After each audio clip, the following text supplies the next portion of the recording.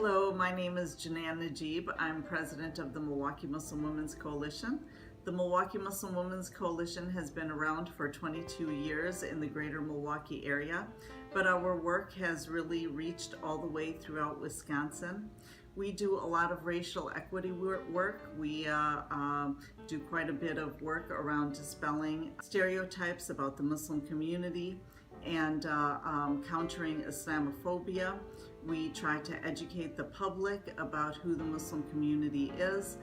We run book clubs, we run author talks, we have seminars and panel discussions. And one of the things that we launched in February of this year is the Wisconsin Muslim Journal. The reason that we chose to launch the journal is because we realized that throughout Wisconsin, after quite a bit of research, that there is really no way that the Muslim community has a way to interact with each other and to know what they're doing. And there's also no window for the broader community to know what the Muslim community is doing and what types of events and programs they have and what are some of the issues that concern them. So after quite a bit of research, what we found is that there was no Muslim journal, none, zero. Zilch, absolutely no newspaper or anything of that sort to represent the Muslim community. So we launched that three and a half months ago, and we're extremely proud of what we've been able to do. We've been able to provide an opportunity for people to know exactly what is happening in our community. And in fact, when events and programs take place, it's an opportunity for the Muslim community at large to get to know more about each other. So whether you live in Eau Claire or Green Bay or Madison, it's an opportunity to connect. And we decided to do it online because we realized that printing a newspaper or having a magazine as a publication is really quite expensive and something that we can't do.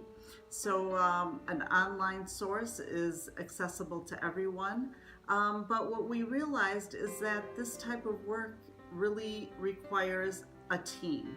And so although we do have a very small staff, journalist, photojournalist, editor, but we really need to expand that. And so what we're hoping with the Racial Equity Grant is to be able to make this publication a success. And we want to do that by being able to recruit more journalists and more photographers and being able to train them so that they know exactly what needs to be done. And we want that training to be done by professionals. So we hope to have these sessions funded by your grant, and we hope that this is something that you would definitely support us with. I'd like to introduce you to some of our staff. We have journalist number 1 over here. And it's really wonderful to work with these type of individuals. Here's journalist number 2 over here. As well, we have our wonderful photographer number 1 and photographer number 2.